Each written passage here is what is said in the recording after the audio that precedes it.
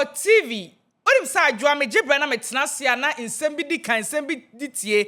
Nsem a trende e wa abefo ntintafidicasie so monchimanka highway ne so ana me sane mu bone bede e de be so mahwefo a wagibre e hwen ana se wo tie e kase Nyansapo a wo say yes sane no badwen ba kwan so menim say by now wate ana say wahu say ye maame Akosua Serwaa fosu asiu eye opanyini Victor Owusu aka Tupac I was say one suro hwe one fere hwe Tupac me mu obia Tupac me fa obia ho ene yesiu no na nya ono nko ana yesiu no one ni spokesperson eye Mr. Alex Bodu asem se ne sifa etie krata no aba be kamensa a Nyansapo TV so ye be meki yen so ye suggestions any ye take on of ye de maame Akosua Serwaa fosu ede aba abonten ka kumi agye kokko no ankasa anum membesa adwa metena ha na yese me ankasa me ka bibi ede afiritimi ye bosremu kada bi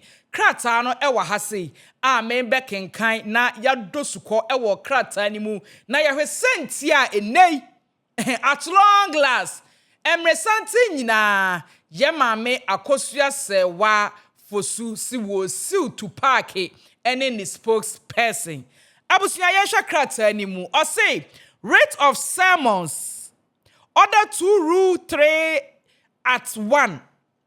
Writ issued from 18th August 2026. Suit number Anna Ewohono Ashanti/ADK/HC/E4/14/26. In the High Court, Kumasi Ashanti. Miss Akosua Serwaa fosu 5331 Bochum, Germany. Suing per her lawful attorney, Miss Osei Frank Nkrumah, Stadium Road, Kumasi, Ashanti Region, versus Mr. Victor Kofi Owusu, Akosua, Ashanti Region. 2. Mr. Alex Kofi Boadi Ampon, popularly known as Alex Accra, Greater Accra Region. Abusia maminche wemu.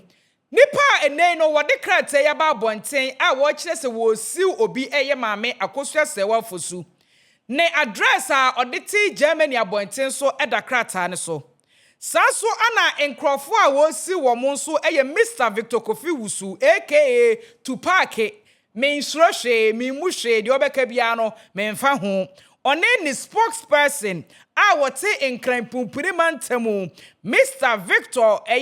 Mr. Alex Kofi Boadi Ampon ana enei no ye maame Akosua Serwaa ede krata yi abra wo ma wode omo kwakogina emra anim na abusuya ye mbonra mu krata animu ensema ewomu de Owusu Kofi Wusu aka Tupac ene Mr. Alex Kofi Boadi aye ede etie maame Akosua Serwaa asenu nti wanam so a wo si wo mo no yenkwan enkohwe esase bebe na ka say yenzie mame Akosua Serwaa won pekasa yenzie mame Akosua Serwaa sabio oyobi a odwire ne ho ahobrasie mu odokwan so obuo kwan so na adeti na nei enkrofo bia pushi na ma nei no ono so pese wo si enkrofo say no bra ye wo no siu na mensi wo bi o ka me ho asembone na woni evidence a wo be provide wait man provide a Ghana mamra ene ubedi eno na eneni mame Akosua Serwaa na nkrofo a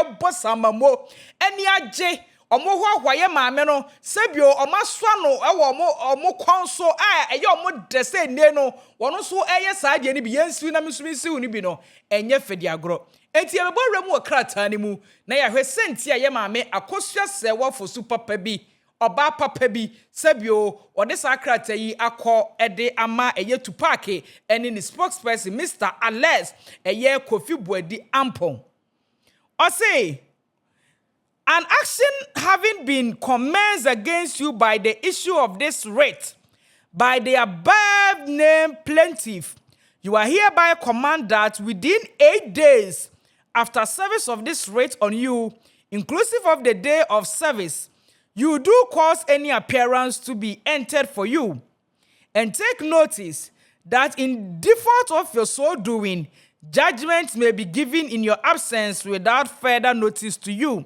Date this 18th of August 2026. Abusuya yenremu Uhe Chief Justice owo ha Mr. Bafo Bonny ana wode ne stampo esi so na so de etim so. O say note, this Writ to be served within 12 calendar months from date of issue. It is renewed within 6 calendar months from the date before renewal. The defendant may appear hereby by filing a notice of appearance either personally or by lawyer at Form 5 at the registry of the court of issue of the writ. A defendant personally may, if he desires, giving notice of appearance by post, state name, place of residence, or business address of plaintiff known, not P.O. Box number.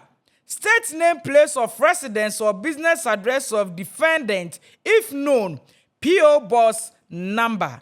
Abusia, endorsement of a year claim no yenkohedie wom. Or say the plaintiff claims against the defendant are as follows. Ahane hiame no. Se no Ghana for bebre na ebusa se Debe na eye to park any ni spokesperson aye ene no atrega ye maame Akosua Serwaa because Akosua Serwaa papa bia ye nim no sebio onye obi a wo kasa onye obi a wo pede ho asem onye obi a sebio obi ye ne bone kro beba bonten abeka se nipa so besia na so abenten me de ni kwagina mmara nim emra ni ye mo ne ka ye nya ni sei nanso ye sintesu kokko ebi wo obi anum nanso mpempi ne agyaiti fufuo ana sebio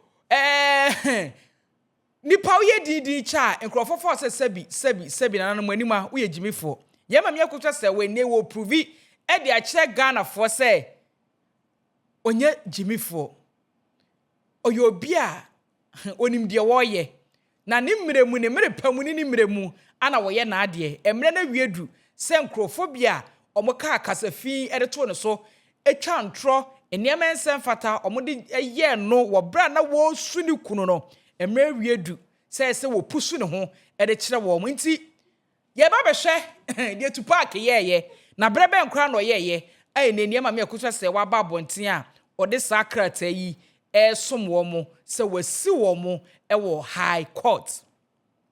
1. Declaration.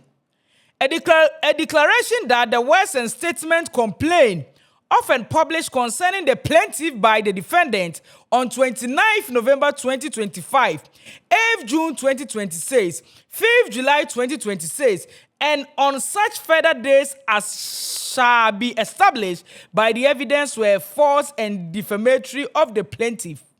2. A perpetual injunction. A perpetual injunction restraining the defendant, whether by themselves, their respective agents, servants, assigns, representatives, or any person acting upon their instructions from publishing, republishing, repeating, circulating, or causing to be published the defamatory allegations complained of herein include allegations that 1. The plaintiff Germany marriage certificate is fake, forged, or fabricated. Abusia, asami mi humi kanye, eno ne daho. On 29th November 2025, ebra na mami ewa hunhiem ni kunda form. Onhu de ekwo. Enkrofo kan sam to ne so. Se oni ni kunu jaye kransa na se bi obewuo nsem de bebre na.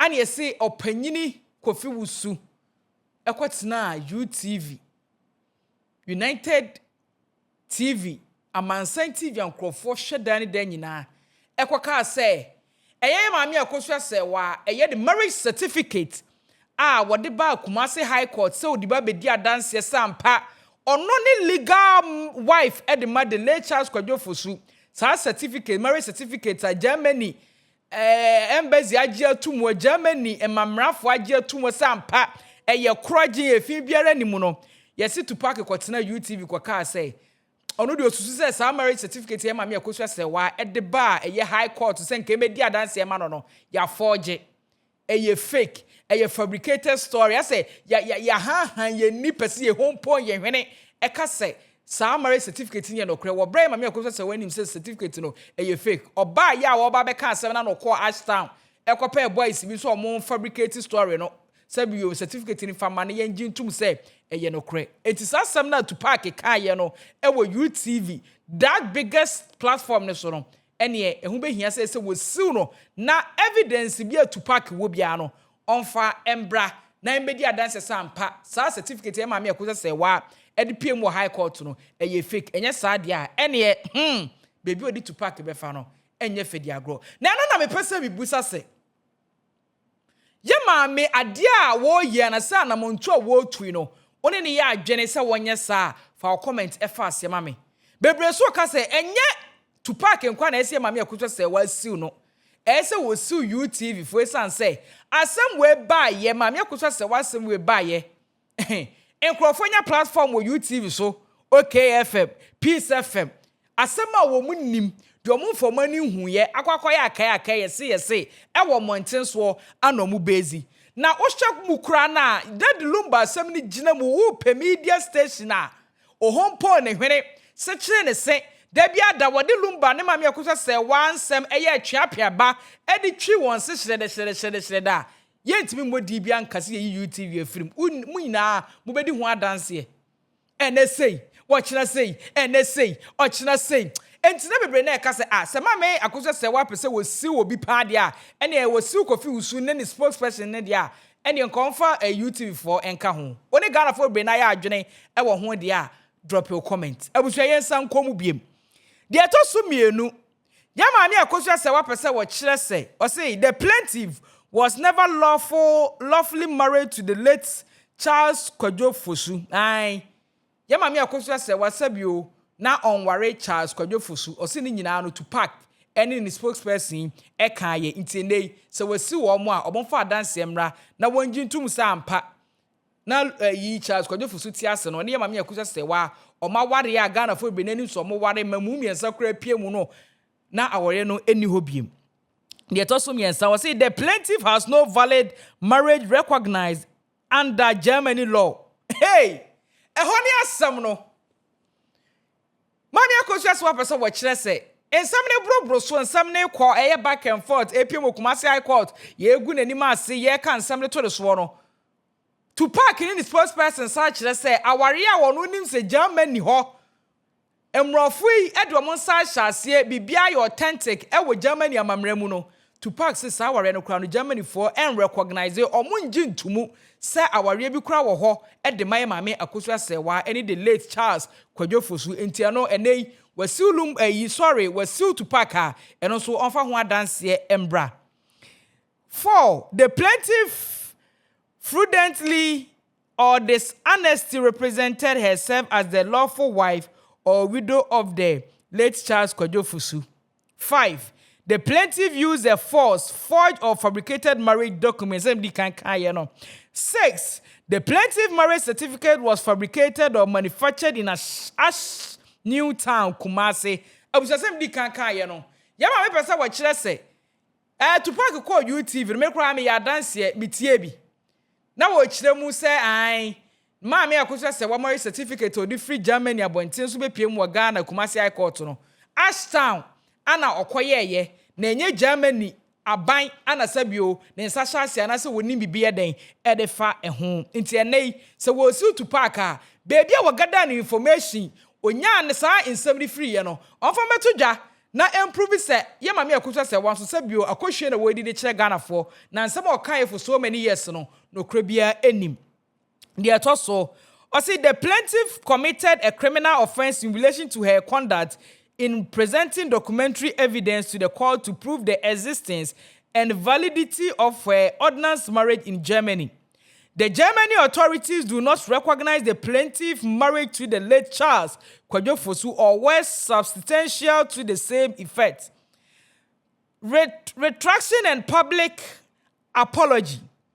Any order directing each defendant to retract the defamatory statement attributed to him and to publish and or make an unqualified public apology to the plaintiff with substitutional equal prominence, visibility, and reach as the original publications attributed to the defendant, including on UTV, TikTok, any other platform on which that defendant published or republished the defamatory statement in terms approved by this honorable court. Abusua di kan you know. Was it defendant ye papa to park it ekwotina UTV any platform bi obenya bia no na wo oboso ye mama Akosua say was marriage certificate ye fake ye forge ye e wo kumashi asound aware no kra na egu ye kra ansa na sabi o chas kwaje for so bebu e fa hin kosi hin ensam ne de bebre eno na wakuru chi na egu krata yi so a wo kire se no de bedan court say to park ekwotina national TV so national television so eka say oni lumba ware no sabio eye fabricated story aware ni ho brana kwaje for so tiase a o mekire okotena UTV TikTok any other platform ka say maame no sabio ni marriage certificate no Ashtown ye de man no de bepiem wo high court a eno so o mekire ensam ne de bebre na ana wabrobro so amede esomo damages or say general damages for defamation including aggravated damages asserted at 3,000 Ghana cedis or such other amount as this honorable court considered just and appropriate, having regard to the gravity, repetition, extent of publication and damage occasioned to the plaintiff. 5. Cost including legal cost. Further relief. Any further or other order or relief this honorable court considered and appropriate in the circumstances. Abusia enti na usha. Yama mi Akosua Serwaa ekrata yi mu no. Usha sika twitwiri dia. Hey. Yade ato nkrofo itiri so a. Hey, to park it. Sika no bi wo ho a wo benya dia baba ye saa dia we because usha damage cost nsama mabrobro so a. Utie ma mi nsam kra wo ka saa nsam we ye free to park kanum ba ye nsam ahodo a okotena UTV TikTok so any other social media eka ye defend mama Akosua Serwaa ho no agu ne ho fie ye papa enen kwa bebe na nim se mama Akosua Serwaa sabio wanka nokre oye oba sabio obetimi adintro akohwie anya de wo pe wo bra o kire se to park any evidence kire se awade dadlumba wade no na agu anase ngu ye na marriage certificate omudi free Germany ebepiem wo high court no ye authentic anase nye authentic empo de oka se Ashtown wo ko ye ma ye forge krata de man so famra high court na no o se agu ne ho fi etu hetika ne ya wo de atutu park tiri so ne spokesperson tiri so a enye easy na mebuza se sika ne bi da ho a to park ebe kukudi mama ye mama Akosua Serwaa ma na koma ato ne yem anasa asam no high court na be kwama yakwa tena se adwojo abobo ama asundue aba na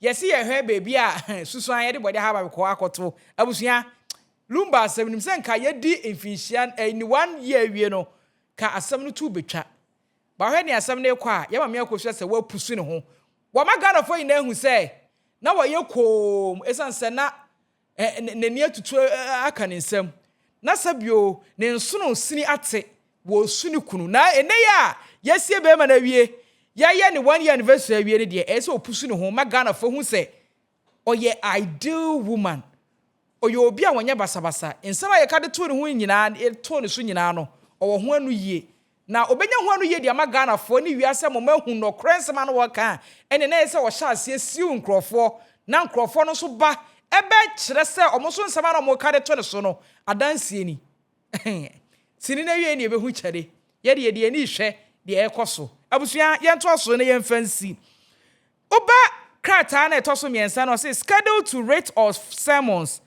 A. First defendant United Showbiz UTV. Oh okay.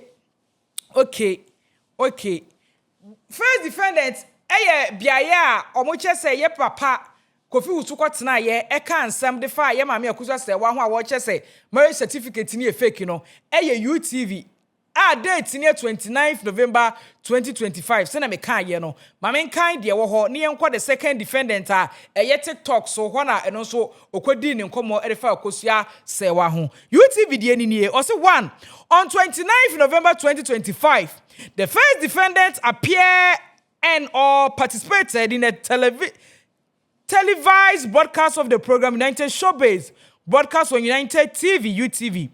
During the said national televised program, discussion arose concerning the plaintiff, Yamami Akosua Serwaa, her marriage to the late Charles Kwadwo Fosu and the Germany marriage certificate, evidencing the said marriage. During the course of the broadcast, the first defendant made and published statement concerning the plaintiff and her marriage document, including the following. Abusia, Ose Brana and Komane Koso ewo UTV on the 29th November 2025. Ya papa Kofi Wusu to parke esabusio panyini and make some allegation bi a wo kire se marriage certificate e Mami Akosua Serwaa during a court case our high court papa she edibe piem wo ho no ohwehwe mu no to park ni hwehwe mu fifi mu ewrewre mu no hu se some marriage certificate no e fake enye authentic e forged marriage certificate a ya Mami Akosua Serwaa a mastermind a papa she eka ho bie omukọ pay ye di free ashtan se na mabrobro so no ano no bepie mu e wo high court ndi Mami Akosua Serwaa say ensema to park kwatena TV so ka ye yina no entrasam no woka na say to park person go challenge no say enye atrosa no to park ne ka ye e to Akosua Serwaa so a ene ne wasiu no onfa na evidence enfamra o say during the course of the broadcast the first defendant made and published statements concerning the plaintiff and her marriage documents, including the following. The edi kan kra wo de ba ye no na eno de eye foforo. Na second one we so eye foforo. Lawyer no kan ye, me say eye fake. I'm saying it. Enti to park en some akwa kan ye, e wo UTV ne no. Ya maame ne lawyers for akrunchi anase omatwere no wo yetwi kasem asante kasem a makenkan dia ma enti enya adwa na meka ya maame pese wo kire se eye to park nsam a wodi kan kan ye no wo say court he ka se Mami Akosua Serwaa marriage certificate no eye fake ya twere no wotwi mu ntimi se wate eno ase, meaning the first one they brought was different and the second one also different. The lawyer said it is fake. I'm saying it is fake. The atosu mienu me say eye fake say enye fake anka wonfa emma mo enka woremfa mamo, meaning I'm saying it is fake. If it wasn't fake they wouldn't have handed it over to them.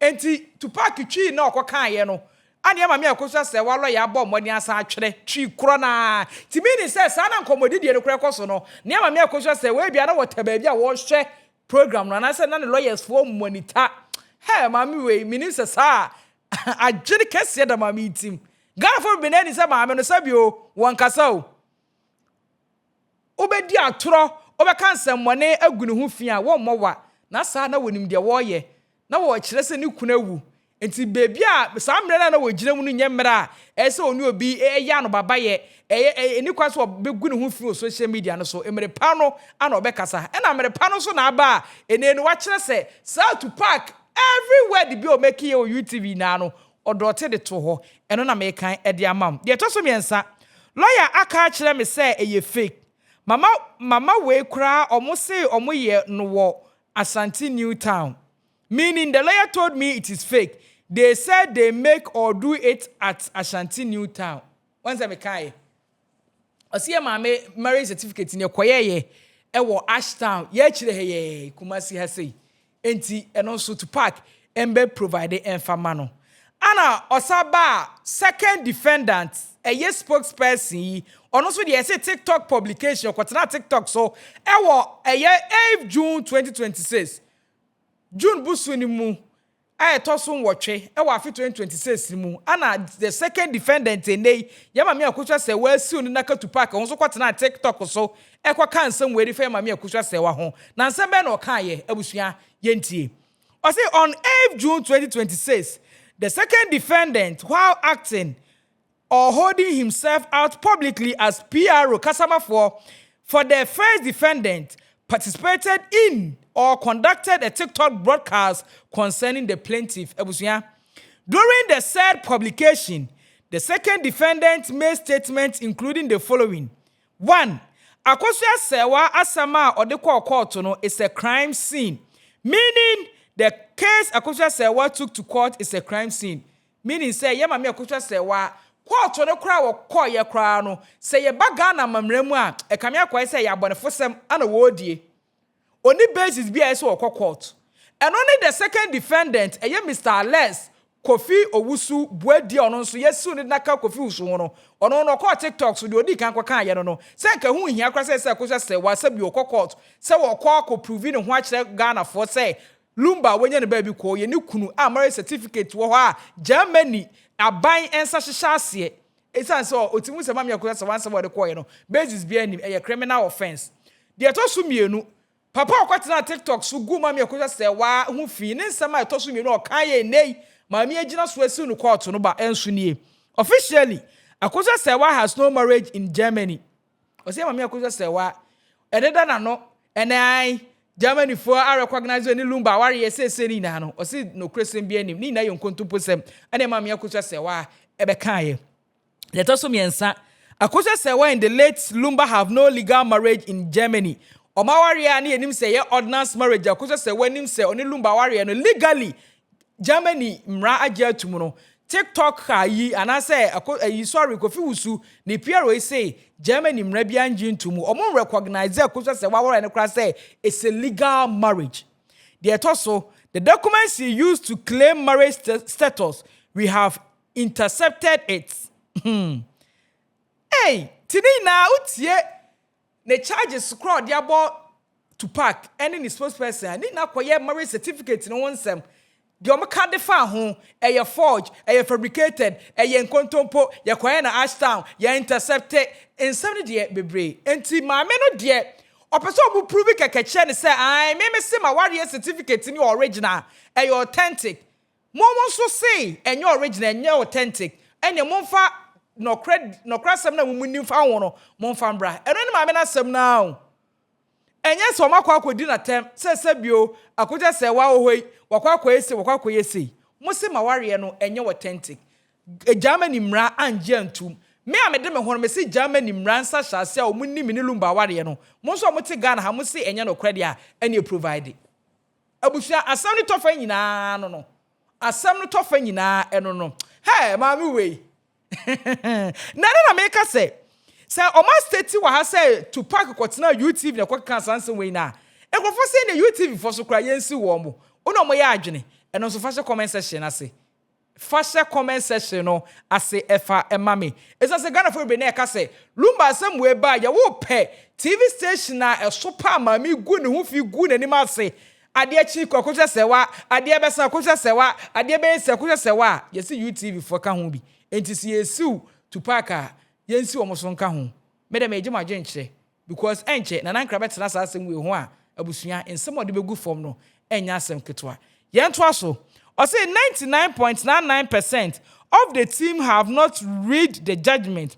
They don't even know what they are talking about. Opache say ensem ne kwaso Kumasi High Court omo anomo etrom support edema mama Akosua say one po court on nsem ne marriage certificate nsem kra wo mukra no omunim ho hwe omunim ho nimde omo so ade ya bum ya support Akosua Serwaa esan sabio bia omukakra bi omubenya for mo selfish interest ni niam bi nti eno ne mama Akosua Serwaa se sansama spokesperson yi customer for edema eye panyini Kofi Owusu to park ekoka no TikTok say na chitai for kra nim de omoye no eno nso asi wo mo court eno so mo mekere no mo nche sampa na chitai for no omunim omo bankum no mo nifa na de omo ye nyina no omunim ho hwe eno so mekere. Second defendant TikTok publication Akosua on the 5th July 2026 Appiah Kofi Owusu to park ni spokesperson no kasa ye 8th June 2026 for TikTok so no ye see 5th July so sa ko di nkomo bi efa Akosua Serwaa ho eno na aka me de etwoto e de amaw na nso a kire wadwen e wo comment section no ase o say 1 on 5th July 2026 the second defendant made and published further statement concerning the plaintiff during another TikTok broadcast. And to already on the Nenkomo di bia course wa TikTok. So obeka ma me Akosua Serwaa ho asema chop bando gu ne phone so kwatena TikTok. Kire wa hu say obi aso life I work discuss Lumba nsensem no no ehwira sim oye customer for the malu ayi to park and ye won kono nkodi ho nkomo na no na wie ni say no me say asem wo he ne mperipa nipa ne pe ne ho asem ugya ma to park e ma kana busu asem a kenei wo nso ankwankobon sansem we me sisini na wie ni be hu chale abusuan ye ni say ma me Akosua Serwaa wo mere ho abeka nsem de afa me ho awuni evidence no me do begina mra anim na ne mra edi or see the second defendant stated among other things. One, Madam Akosua Serwaa that Lumba is not her husband. Lumba we when Akosua Serwaa ekunu okoka no TikTok. The also she has not even told the Germany embassy. She has not visited any settlement office. The also miensa Akosua Serwaa inya that Lumba hoshe want to me amma meye asiedie. Meaning say Lumba wuye ananka ye hwe ni mu se nkobe baba be dikuna aba be kire na siedie ne niema no na o kire se ye ma me Akosua Serwaa on de wa channel ne energy de fa baabi wa ma me saade we nti ebede no eye Mr. Alex Kofi Owusu boadi ono ye spokesperson de ma to park no obeje tum se Akosua Serwaa eye Lumba eyire eno so ma me Akosua Serwaa city se ne wo ma kire se nti wo ma me ye siedie ene sabio de eso oyiri bia ye de ma ni kunu obra watwa nananom e wonse de wo ma kire de wo ye no a wo ma me ye saade no ene wo ma me kire e wo court. Akosua Serwaa brought nothing belonging to that Lumba. She could not fulfill any marital right. Ebuso we de brofo de mu da ho. O chese say ye mama Akosua Serwaa. O se an wo na ye Lumba yere. Nanso ne ye bia ni ho a e kire se wo dan na dia me hu se ampa. O ye oyera asede e de amani kunu kwadwo fosu. Hey. Na me pese me busa second defendant ye Mr. Alex say Sempo say mama Akosua Serwaa ne de Lumba se no omo kasa wo phone so omo di nko bia no wogina ho bia na say Lumba wuye no omo timi retrieve ne course hu say na mama ofre na so won fre no anase no ne kasumasem oye na sede se wo yire eh baby omo guru ko no ho turo we na kwacha no court o bo kwacha no court wantimi asika twitwi dia me boss no wutwia yesi asem ho ne mperipa nipa ne pe ne ho asem obi asem The also say it is Odobroni whom the embassy has recognized. A honey some no. Say customer for the man to package. Say see a bad Germany cry. Ye pay obia Germany mara and I say Germany a banji to so ye Lumba ejira e Odobroni. Hey. Ha. Abusia midisi or see dated at Nyame Adom Chambers, Kumasi, this 14th date of August 2026. Anna Ewohose, Kwame A. Boafo and Associates, barristers. Ebusuya. But in 7 we are quite Sabio and Marasem, yet ye need ye chili. As some when in Peripa, the Peripan wasem. I had Nyansapo TV. Messers also the Wajentre, Ebertwasie. Say in praying and a montoya mama Akosua Serwaa atu e de afa eye to park and then the spokesperson Mr. Alex Kofi Wusu boadi ho no ampon ho no say when ne ya adwene say wo tu saa na mo na ai Mr. Alex Kofi boadi ampon ho no when ne ya adwene say wo tu saa na mo na mesro so de waje nche no ebeto ase na nankra ebeji na egwa wasasem we ho na ye biebie mu na wa kire na adwene mesro say owo abrochima mu say ye UK USA and I say any other European country na pese wo mane sika efiri ho e de bre wodofo bi e wo Ghana ha say ya akonye ne aba ama wo say woni nala ebedi sabio dwumadie mube ka bomu na usika amane ampempi ne wo ya ekofa ba bi ma sabio ntokwa ene mentime ho ase ba no etu obetwa no fanala app ewo Play Store and I say Apple Store na fadi wujuma na nika se mebom ni say wo use na la app no di send usika efra brochire ba Ghana na wo Nyansapo di keke na o first 50% dollar transaction abaye di efri odi abre obi wo ha ewo ha and I say obaye di efri abrochire abre yen wo Ghana ha say no ye be ma discount of 20% dollar ewo so ompewe na apede oni no enya adwuma na wo di adanse ebeba adwa ma so mahwe na mahunu say ye kroje efi bia ni hu entu tu anamon na fase da bre yen nyame adoma ye behia makraw bye bye. Adenti ni ebube. Ne brebe nse si ebube. Ebe ye de den. Kura preko enim sebe. Odwampopo bi esi kuro ni mu a wase wadore sra. Tanyini wantena fie. Ema aseduamfo. Blani pie frimantam be hin se pin. Enye nkwande wa na ye sotro no wa. Ansa na odi asebe fita na no makode ebrensi am wa otua ne nsem mojabumo nim hu bi. Duanani wie klaman. Wo ye sofo okra wo nye yie bi. Tonte ye no sa na ye fa. Nyansapo. Abone ntaka na mane ye kese na ntakra abone die fanyinam kwatere kwa. Mada woro ma ntuma ye fe. Ni din de sei. Ni din de Obama. Akola wa no so. Pese otrimu osuma. Ense bratam. Sefam ne honhon hia na America sa. Sabe ka ya twa ni mu nyame nai. Ebu afa so enye de ya twa ni mu twa nyame. Se bedi akone be kwen bodi atwede. Na se kofi nro ni ya aben ntime